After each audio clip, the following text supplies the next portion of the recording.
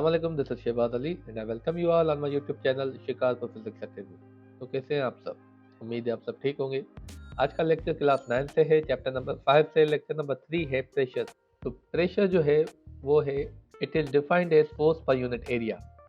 तो फोर्स को जब एरिया से डिवाइड करते हैं तो प्रेशर हमें मिलता है।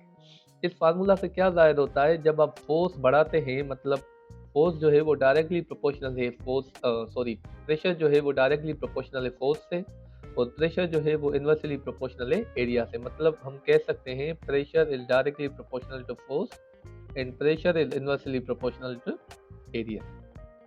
यहाँ पे इसका मतलब ये हुआ कि आप फोर्स बढ़ाएंगे तो प्रेशर भी बढ़ेगा, पर अगर आप एरिया बढ़ाएंगे तो प्रेशर कम होगा। इसके बहुत सारे जो है एग्जांपल हम डिस्कस करने वाले हैं। तो एक एग्जांपल प्रेशर का मेरे हाथ में ये पेन आप देख सकते हैं, ये पेन है। यहाँ पे आप देखें कि इसका यहाँ पे जो ये एरिया है ये बहुत ही आपका शार्प है। अगर यहाँ से मैं प्रेस करूंगा, यहाँ पे देखें तो मुझे पेन फील होगा, पर अगर मैं यहाँ से अपने हाथ को प्रेस करूंगा तो मुझे पेन फील नहीं होगा। क्यों? क्योंकि इसका ये जो एरिया है ये बहुत ही जो है ब्लंट एरिया है। जब एरिया बढ़ जाता है, ब्लंट होता है, तो प्रेशर बहुत ही कम हो जाता है। पर अगर आप यहाँ पे देखें तो इसका जो एरिया है, ये जो है टिप है इसकी, बहुत ही एरिया इसका कम है। जब एरिया कम होता है तो प्रेशर ज़्यादा बिल्डअप हो जाता है। इसी वजह से इस साइड से अगर मैं अपने हाथ से प्रेस करूँगा तो मुझे बहुत ही पेन फील होगा as compare to this side. ठीक है। तो यहाँ से हमें साबित होता है कि प्रेशर जो है वो डायरेक्टली प्रोपोर्शनल होता है फोर्स से और इन्वर्सली प्रोपोर्शनल होता है एरिया से। तो प्रेशर हम मालूम कर सकते हैं फोर्स अपॉन एरिया। ठीक है। तो इसका फार्मूला क्या होता है? P is equal to F upon A. ठीक है।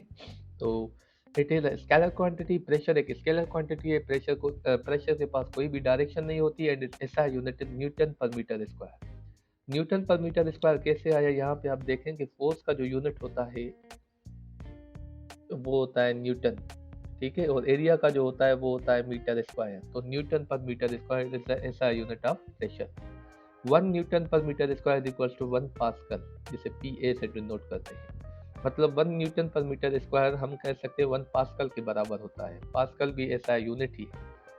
ठीक है। तो ये प्रेशर का कॉन्सेप्ट है। आ जाए थोड़ा और कॉन्सेप्ट समझते हैं और डीपली थोड़ा स्टडी करते हैं कि प्रेशर क्या होता है। तो चलें कुछ डेली लाइफ एग्जांपल्स के जरिए हम प्रेशर का कॉन्सेप्ट समझते हैं। हाई प्रेशर और लो प्रेशर कैसे लगता है। जैसे पहला एग्जांपल है फुटबॉल शूज़। फुटबॉल शूज़ आपने ज़रूर पहने नहीं होंगे तो आपने देखे ज़रूर होंगे कि उसके नीचे जो लगे हुए होते हैं स्टड्स लगे हुए होते हैं।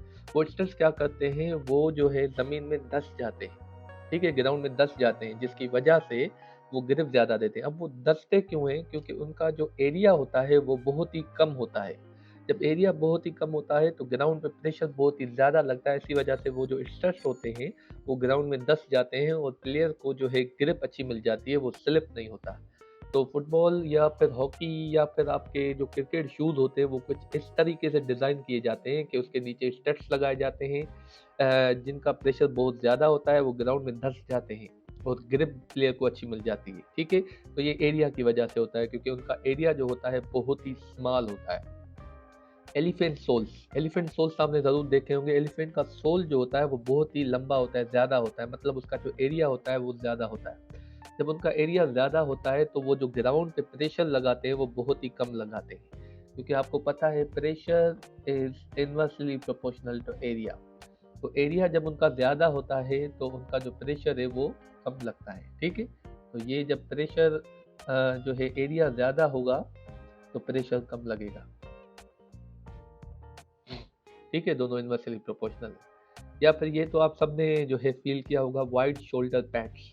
जो हम जो है बैग्स वगैरह पहनते हैं, उनके जो पैड होते हैं ना, ठीक है, वो वाइड रखे जाते हैं। वाइड इस वजह से रखे जाते हैं क्योंकि उन शोल्डर पे जो एरिया है वो बढ़ जाता है। जब शोल्डर पे एरिया बढ़ जाता है तो हमारे कंधों पे जो प्रेशर लगता है उस बैग का, वो भी कम लगता है। ठीक है।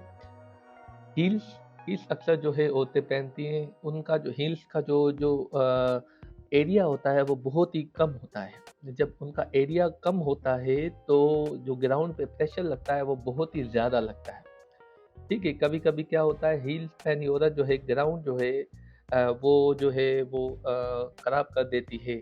ठीक है। इसी वजह से ख़राब हो जाता है क्योंकि उनका प्रेशर जो होता है वो बहुत ही बढ़ जाता है।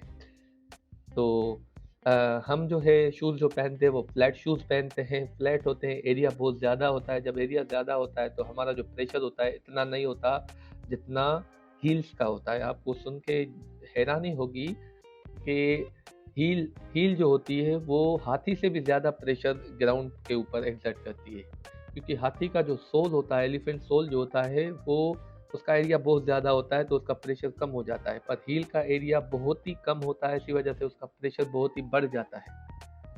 ठीक है, तो तकरीबन ऐसे समझ लें कि हील पहनी औरत जो है तकरीबन 10 से 15 टाइम्स जो प्रेशर है वो ज़्यादा लगाती है on the ground as compare to elephant. ये सुनने में अजीब लग रहा होगा पर दिस इज ट्रू। तो चलें एक न्यूमेरिकल भी सॉल्व कर लेते हैं प्रेशर के हवाले से। यहाँ पे कह रहा है a boy digging a hole with a spade of edge of 0.1 centimetre square. तो एक बॉय है जो कि होल डिग कर रहा है, मतलब विद स्पेड ऑफ, एक बेलचा है जिसका जो एज है वो 0.1 सेंटीमीटर स्क्वायर है, मतलब एरिया जो है उसका वो 0.1 सेंटीमीटर स्क्वायर है। Calculate the pressure when he is exerting force of 100,000 newton on to the spade. जब वो 1000 न्यूटन से जो स्पेड को मूव करा रहा है और उसका जो एरिया है वो 0.1 सेंटीमीटर स्क्वायर है, तो वो कितना प्रेशर जो है वो ग्राउंड पे या कहीं पे भी जब जहाँ पे वो लगेगा वो कितना प्रेशर जो है बेलचा जो है वो एग्जर्ट करेगा। ठीक है, स्पेड को बेलचा बोलते हैं। तो सबसे पहले तो हमें डेटा बनानी चाहिए कि डेटा क्या है। डेटा पहले तो हमें फोर्स मिला हुआ है, फोर्स कितना है 1000 न्यूटन। उसके बाद एरिया मिला हुआ है 0.1 सेंटीमीटर स्क्वायर। ठीक है, हमें प्रेशर मालूम करना है। अच्छा, यहाँ पे देखें तो सबसे पहले तो हमें ये कंफर्म करना होगा कि ये जो हमें यूनिट्स मिले हुए हैं क्या ये ऐसा यूनिट है। फोर्स तो ऐसा यूनिट है बिल्कुल, न्यूटन।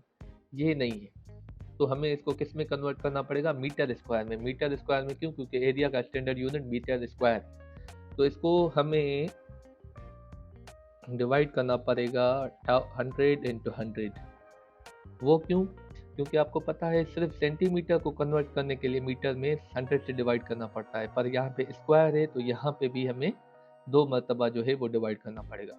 जब आप यहाँ से डिवाइड करेंगे तो आपका जो वैल्यू आएगा वो आएगा 0.00001 मीटर स्क्वायर, या जिसे आप लिख सकते हैं 0.1 इंटू, या फिर जिसे आप लिख सकते हैं 1 into 10 to power -5 metre square. ठीक है, अब वैल्यूज को पुट करते हैं। प्रेशर का फार्मूला आपको पता है,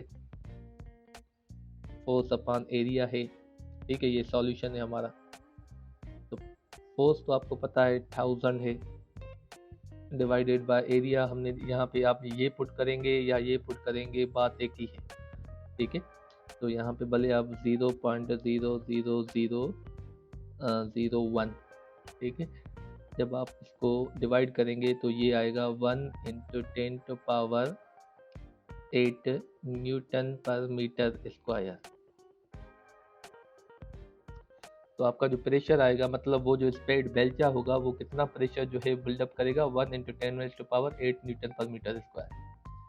तो उम्मीद है ये जो प्रेशर है उसका कॉन्सेप्ट, उसकी डेफिनेशन, उसका फार्मूला, उसका यूनिट और उसका जो न्यूमेरिकल है आपको बहुत ही अच्छी तरीके से समझ में आया होगा। आपको एक क्वेश्चन देते हैं कि आप वो कमेंट सेक्शन में ज़रूर बताइएगा कि एक्रोबेट जो होता है वो एक बेड ऑफ नेल्स होता है, जो है कील से बना हुआ एक बेड होता है, उसके ऊपर जो है वो लेट जाता है पर वो हर्ट नहीं होता, ऐसा क्यों? Why acrobat does not hurt when lie down on the bed of nails. तो ये सवाल जो है आप इसका जो जवाब है वो कमेंट सेक्शन में ज़रूर बताइएगा। ठीक है, इंशाल्लाह will meet you in the next lecture. Thank you very much.